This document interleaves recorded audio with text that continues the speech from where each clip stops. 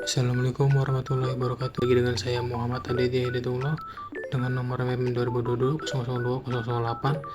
Saya di sini akan membahas tentang cybercrime. Kejahatan digital atau disebut kejahatan dunia maya adalah istilah yang mengacu kepada aktivitas kejahatan dengan komputer atau jaringan. Komputer menjadi alat, sasaran, atau tempat terjadinya kejahatan. Termasuk ke dalam kejahatan dunia maya antara lain adalah penipuan, lelang secara online, pemalsuan cek, penipuan kartu kredit, confidence fraud, penipuan identitas, pornografi anak, dan lain-lain. Cybercrime merupakan istilah kejahatan di dunia maya atau internet. Dari tahun ke tahun, kejahatan ini memiliki kecenderungan meningkat baik dalam jumlah maupun variasi serangan yang semakin maju seiring perkembangan teknologi internet itu sendiri. Sehingga muncullah kejahatan baru di dunia internet atau neo cybercrime. Ruang lingkup cybercrime. Komputer sebagai instrumen untuk melakukan kejahatan tradisional seperti yang digunakan untuk melakukan pencurian, penipuan, dan pemalsuan melalui internet. Di samping kejahatan lainnya seperti pornografi terhadap anak-anak, prostitusi online, dan lain-lain.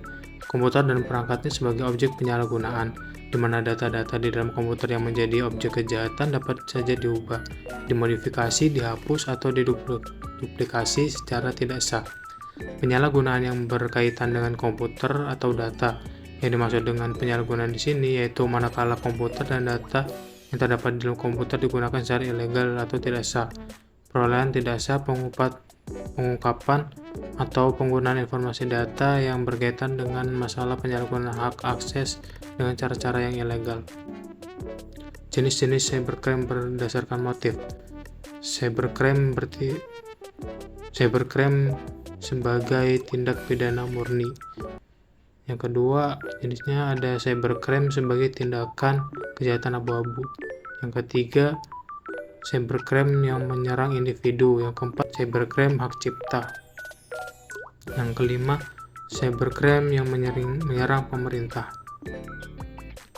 Jenis-jenis cybercrime di masyarakat. Yang pertama ada hacker, kedua ada cracker, tiga pracker, yang keempat ada cyberporn, yang kelima ada hacking, yang keenam ada cyberfriend. Mencegah cybercrime.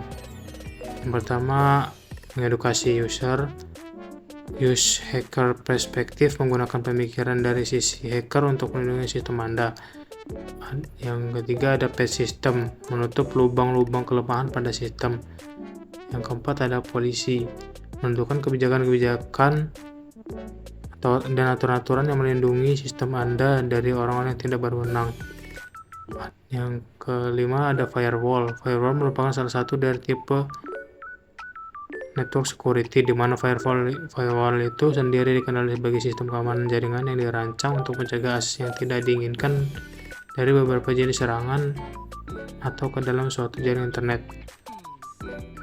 Terakhir ada antivirus, sebuah jenis perangkat lunak yang digunakan untuk mengamankan, mendeteksi, dan menghapus virus komputer dari sistem komputer.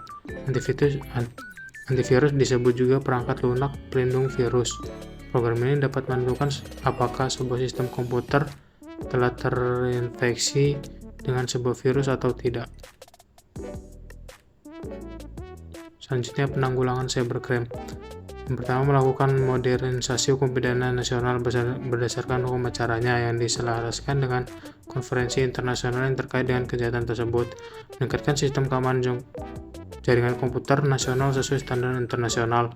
Meningkatkan pemahaman serta keahlian aparatur penegak hukum mengenai upaya pencegahan, investigasi, dan penuturan perkara-perkara yang berhubungan dengan cybercrime.